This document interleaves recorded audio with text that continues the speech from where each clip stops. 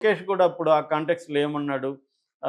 Sorry చెప్పాల్సిన అవసరం లేదు. అది పవన్ కళ్యాణ్ వ్యక్తిగత అభిప్రాయం అని కూడా అన్నాడు. హ్మ్. అప్పుడైనా ఓన్ చేసుకుంటే ఇది మా డిప్యూటీ సీఎం చెప్పాడు కాబట్టి మేము దాన్ని ఫాలో అవుతాము అని చెప్పాలి మామూలుగా అయితే. హ్మ్. ఆయన అట్లా చెప్పలే. అది వ్యక్తిగతం అన్నాడు. వ్యక్తిగతం అనేది కూడా ట్రిక్కీ వర్డ్. చాలా సార్లు రాజకీయ నాయకులు వాడుతుంటారు. అది నా వ్యక్తిగత అభిప్రాయం హ్మ్. అని. వ్యక్తిగతం ఏముంది తక్కువ, నువ్వు పార్టీలో ఉన్నావు. హ్మ్. పార్టీలో ఉంటే 10 మందికుంటే 10 వ్యక్తిగత అభిప్రాయాలు ఉంటాయా? ఇష్టం వచ్చినట్టుగా హ్మ్. ఉండవు కదా! హ్మ్. పార్టీ పాలసీ ఒకటుంటది. అవును దానికి సార్. అనుగుణంగా కదా నువ్వు మాట్లాడాలి. అంటే మరి వ్యక్తిగత అభిప్రాయం ఇష్టం వచ్చినట్టు ఎక్స్‌ప్రెస్ చేయొచ్చా ఎవడైనా? హ్మ్. ఇక్కడ అందుకని వీళ్ళకి నచ్చనప్పుడు అది వ్యక్తిగత అభిప్రాయం హ్మ్. అంటారు. అలాగా వ్యక్తిగత అభిప్రాయం తప్పించుకున్నాడు. అలాగే లోకేష్ వైజాగ్‌లో ఇంకొక మాట కూడా చెప్పాడు. ఏ వ్యక్తి కూడా 3 సార్లు పదవులు 3 సార్ల కంటే ఎక్కువ ఉండొద్దని. మరి చంద్రబాబు ఇప్పుడు నాలుగో సార్లు ముఖ్యమంత్రి హ్మ్. అయ్యాడు. మరి చంద్రబాబు లోకేష్ చెప్పిన రూల్ ప్రకారం చంద్రబాబు ఉండకూడదు గదా! అన్న హ్మ్. చర్చ కూడా మొదలైంది. హ్మ్. అంటే లోకేష్ ఉద్దేశం తాను డిప్యూటీ సీఎం కావాలి. దాని తర్వాత ఈ 5 ఏళ్ల లోపలే సీఎం గూడా సీఎం. కావాలి. ఈ హ్మ్. రూల్‌ని తీసుకొచ్చి అంటే ఈ రూల్స్ కూడా కన్వీనియంట్‌గా తీసుకొస్తుంటారు రాజకీయ పార్టీల్లో. మోడీ గూడా అద్వానీని దెబ్బతీయడానికేమో 75 ఏళ్ల ఏజ్ గ్యాప్ హ్మ్. పెట్టాడు. లిమిట్ పెట్టాడు. 75 ఏళ్ళు అంటే ఎక్కువుంటే ఏ పదవులు ఉండొద్దని. సో, కింద మురళీ మనోహర్ జోషి, అద్వానీ లాంటి వాళ్ళని పక్కన పెట్టారు. తన విషయానికొచ్చేసరికి మళ్ళీ అది హ్మ్. ఆహ్, దాన్ని పక్కన పెట్టారు. రూల్‌ని పక్కన పెట్టారు. అవును సార్. అంటే మనుషుల్ని పక్కన పెట్టాలంటే రూల్ కావాలి. మనుషులు కావాలంటప్పుడేమో రూల్ పక్కన రూలొద్దు. పెడతారు. పక్కన హ్మ్. పెట్టాలి. ఈ ఇది అన్ని రాజకీయ పార్టీల్లోనూ ఇలాంటిది కనిపిస్తుంది. ఇది తెలుగుదేశంలో కూడా ఉన్నట్టుగా మనకు అర్థమవుతుంది. లోకేష్ ఆయన మాట్లాడిన పద్ధతి గాని అవన్నీ చూస్తే ఖచ్చితంగా ఆయన డిప్యూటీ సీఎంని ఆశిస్తున్నట్టు కనబడుతుంది. కానీ చంద్రబాబుకున్న సమస్య ఏందంటే డిప్యూటీ సీఎంగా చేయాలంటే మోడీ, అమిత్ షా ఆశీస్సులు లేకుండా చేసే పరిస్థితి. వాళ్ళు గాని వ్యతిరేకిస్తే ఈయన చేసే పరిస్థితి లేదు. ఎందుకంటే ఈయన్ని చేస్తే పవన్ కళ్యాణ్‌కి రోల్ తగ్గిపోతుంది. ఇప్పుడు హ్మ్. ఏకైక డిప్యూటీ కాబట్టి డిప్యూటీ సీఎం అన్న ఇది ఉంది. లోకేష్ కూడా డిప్యూటీ సీఎం అయ్యాడనుకో ఆటోమేటిక్‌గా పవన్ కళ్యాణ్ స్టేచర్ తగ్గిపోతుంది. హ్మ్. డిప్యూటీ సీఎం లోకేష్ ఇలా అన్నాడు అని ఎట్లాగో తెలుగుదేశం మీడియా ఆయన్ని హైలైట్ చేసుకుంటూ అవును సార్. వస్తది. సో, ఇది ప్రాబ్లమ్ అయిపోతుంది. హ్మ్. అందుకనే ఎలక్షన్ ముందు గూడా చంద్రబాబు చాలా తెలివిగా లోకేష్‌ని పక్కన పెట్టాడు. అంటే పవన్ కళ్యాణ్‌ని స్ట్రెయిట్ బైట్ తెప్పించాడు గానీ, లోకేష్‌ని తెప్పించకుండా హ్మ్. మంగళగిరికి పరిమితం చేశాడు. లోకేష్‌ని ఎక్కడ ఫోకస్ కానీయకుండా చూసుకున్నాడు. కానీ ఇప్పుడేమో అది ఇబ్బంది. ఎందుకంటే చంద్రబాబు తను యాక్టివ్‌గా ఉన్నప్పుడే లోకేష్‌ని డిప్యూటీ సీఎం జేయాలి, సీఎం హ్మ్. గూడా హ్మ్. జేయాలి. అంటే ఎస్టాబ్లిష్ చేసేసి నాయకత్వాన్ని ప్రజల్లో ఎస్టాబ్లిష్ చేసేస్తే లోకేష్ కూడా సామర్థ్యత పెరిగింది లోకేష్‌కి. కాకపోతే సపోర్ట్ సిస్టమ్ లోకేష్‌కి అవసరం హ్మ్. ఇప్పటికి. ఎవరైనా గూడా సొంతంగా నిలబడితేనే గదా! ఇప్పుడు నాకొక పోస్ట్ ఇస్తే నేను ప్రూవ్ చేసుకుంటానో హ్మ్. లేదో తెలుస్తుంది. పోస్టే అవును సార్. ఇవ్వకుండా ఇతను అర్హుడా కాదంటే కుదరదు గదా! హ్మ్. ఎవరికి గూడా ఏమి పుట్టుకతో సీఎంలుగా రారు గదా! హ్మ్. సో, అందువల్ల ఇప్పుడు అతనికి అనుభవం ఉంది. ఆల్రెడీ గతంలో మంత్రిగా పనిచేసి హ్మ్. సకల శాఖ మంత్రిగా అతను పనిచేశాడు. మళ్ళీ ఇప్పుడు సకల శాఖ మంత్రిగా పనిచేస్తున్నాడు. ప్రజల్లో గూడా అంతకుముందు అతనికి పప్పు, గిప్పు ఇట్లాంటి ఇమేజెస్ ఉన్నాయి. ఇవాళ ఎవరు డిస్కస్ చేసే పరిస్థితి లేదు లేరు. సార్. అట్లాగే ఫిజికల్‌గా గూడా అతను హ్మ్. మార్చుకున్నాడు. యువగళం పాదయాత్ర అసలు ఎవరు గూడా నమ్మలేదు హ్మ్. చేస్తారని. తెలుగుదేశం వాళ్ళు కూడా నమ్మలేదు. అవును సార్. దాన్ని ఏదో ఒక రకంగా లాగించుకొచ్చాడు. సో, ఇలాగా అతను తన స్థాయిలో హ్మ్. తను నాయకత్వ స్థానంలోకి వస్తున్నాడు.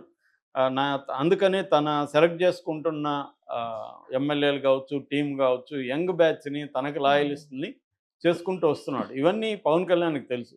పవన్ కళ్యాణ్‌కి గోల్ ఏంటి? తను సీఎం గావాలి గానీ, చంద్రబాబు సీఎం గావడానికి తను ఉపయోగపడడం, మళ్ళీ లోకేష్ హ్మ్. సీఎం కావడం, మళ్ళీ దేవాన్ సీఎం కావడానికి ఉపయోగపడడం అనేది ఆయన పని గాదు. హ్మ్.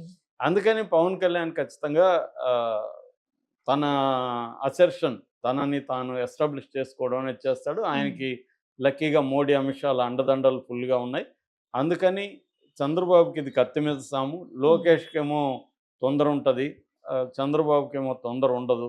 తొందర ఉన్నా గూడా చేయలేని పరిస్థితి హ్మ్. చంద్రబాబుకుంది. ఇవన్నీ బ్యాలెన్స్ చేసుకొని దేనికి వెయిటేజ్ ఇవ్వాలి, దేనికి ఇంపార్టెన్స్ ఇవ్వాలనేది చంద్రబాబుకుండే ఒక వ్యూహం. హ్మ్. సో, ముఖ్యమంత్రికే ఎసురొచ్చితే ఎవరుంటే ఇంకా అతను ఉండలేడు, నేను ఉండలేను. అవును సార్. కనీసం నేనన్నా ఉండగలిగితే అతను హ్మ్. ఒక షాడో సీఎం లాగా సర్వైవ్ అవును. ఉండగలుగుతాడు. వరస్ట్ అనుకుంటే అనేది చంద్రబాబు హ్మ్. ఆలోచిస్తారు. ఇలా ఎంతకాలం మనం ధైర్యం చేసి ఫైట్ చేయాలి కదా అనేది లోకేష్ లోకేష్‌కుంటది. ఆలోచన. ప్లస్ యంగ్ బ్లడ్ గూడా. కళ్యాణ్ ఒకడే ఉంటాడు డిప్యూటీ సీఎం. హ్మ్. నేను డిప్యూటీ సీఎం నేను కోరుకోవట్లేదు. అది హ్మ్. ఔట్ ఆఫ్ క్వెషన్ అని చెప్పాలి. అవును. అట్లా చెప్పలే ఆయన.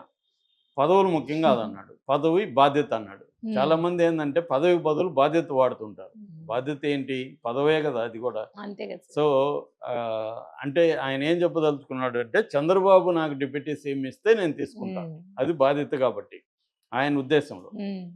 చంద్రబాబు ఏ బాధ్యత ఇచ్చినా చేస్తానంటే అర్థమే చాలామంది ఇదే ఆన్సర్‌లు రాజకీయ నాయకులు చెప్తుంటారు. "ఏం సార్ మీరు మంత్రి పదవి కావాలని హ్మ్. కోరుకుంటున్నారంటే" నాకు పదవులొద్దు. ముఖ్యమంత్రి ఏ అధిష్టానం ఏమిచ్చినా బాధ్యతలిచ్చినా, అవును సార్. అధిష్టానం ఏ బాధ్యతలిచ్చినా నేను అవును. సిన్సియర్‌గా స్వీకరిస్తాను. చేస్తాను అవును. అంటుంటాడు. అవును. యువతలు ట్రై చేసుకుంటుంటారు. హ్మ్.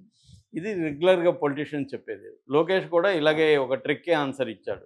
అంటే క్లియర్‌గా ఏందంటే ఆహ్, లోకేష్‌కి పవన్ కళ్యాణ్ పట్ల అసంతృప్తి ఉందనేది వార్త బయటకొస్తుంది. హ్మ్. అది ఆబ్వియస్ కూడా. అదేమీ మనకు అర్థం కానిది కూడా ఏం లేదు. అవును సార్. ఎందుకంటే ఇటీవల జరిగిన తిరుపతి హ్మ్. తొక్కిసలాట విషయంలోనే చూసుకుంటే మిగతావన్నీ పక్కన పెడితే డైరెక్ట్‌గా లోకేష్ వర్సెస్ పవన్ కళ్యాణ్ అన్న ఇది కనపడుతుంది హ్మ్. మనకి. ఎందుకంటే తొక్కిసలాటకు సంబంధించి అక్కడ ఆహ్, చనిపోయారు 6 మంది, 40 మంది హ్మ్. గాయపడ్డారు. ఆ విషయంలో కొంతమందిని చంద్రబాబు నివేదికలు తెప్పించుకున్నాడు.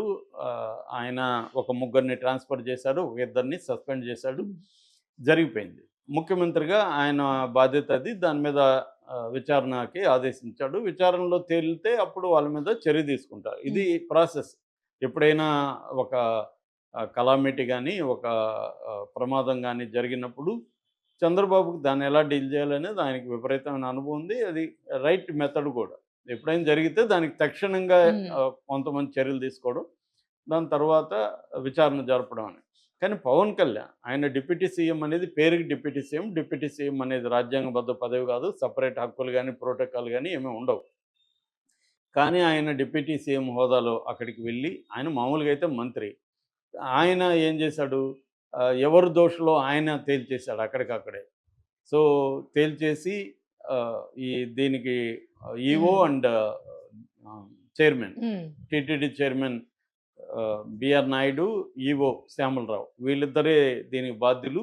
వీళ్ళిద్దరు సారీ చెప్పాలి అనేది ఆయన చెప్పాడు. అవును సార్. అదే మాట చంద్రబాబు చెప్పల. హ్మ్. నిజానికి చంద్రబాబు ఈఓతోనూ, చైర్మన్‌తోనూ హ్మ్. పాలకవర్గం దీంతో మండలితోనూ సమావేశమయ్యాడు, చర్చించారు.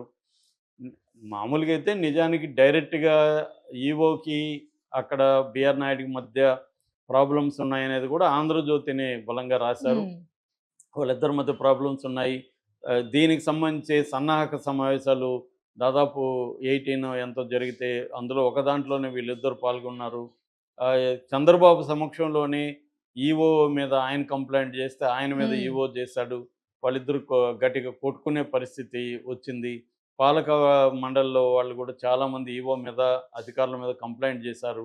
అన్న ఇది అందుకనే తిరుపతి చరిత్రలో ఎప్పుడు జరగని ప్రమాదం హ్మ్. జరిగిందనేది వచ్చింది. అవును సార్. ఇక్కడేందంటే ఈఓ బిఆర్ నాయుడిని నియమించింది లోకేష్ అని చెప్తున్నారు. ఎందుకంటే ప్రధానంగా అన్ని పోస్టులు గాని, అన్ని గవర్నెన్స్ గాని లోకేషే చూసుకుంటున్నాడు. హ్మ్. పవన్ కళ్యాణ్‌కి నిజానికి పైన గౌరవం ఇదంతా ఇస్తున్నట్టు కనపడినా డెసిషన్ మేకింగ్‌లో ఆయనకి ఆయన మంత్రిత్వ శాఖలకు తప్ప మిగతా వాటిలో ఎక్కడ కూడా డెసిషన్ మేకింగ్‌లో పవన్ కళ్యాణ్‌కి రోల్ లేదు. హ్మ్. మామూలుగా క్యాబినెట్ మీటింగ్‌లో మాట్లాడడం అది ఓకే. కానీ ఫైనల్ అథారిటీ ఎవరు? ఇప్పుడు ఎక్సెప్ట్ పవన్ కళ్యాణ్ మిగతా మంత్రిత్వ శాఖలకు సంబంధించిన అన్ని విషయాల్లో కూడా లోకేష్‌దే ఫైనల్ హ్మ్. డెసిషన్. అట్లాగే ఎమ్మెల్యేల విషయాల్లో గానీ, మిగతా అపాయింట్మెంట్స్‌లో గానీ, ఐఏఎస్ గానీ, ఐపీఎస్ గానీ నామినేట్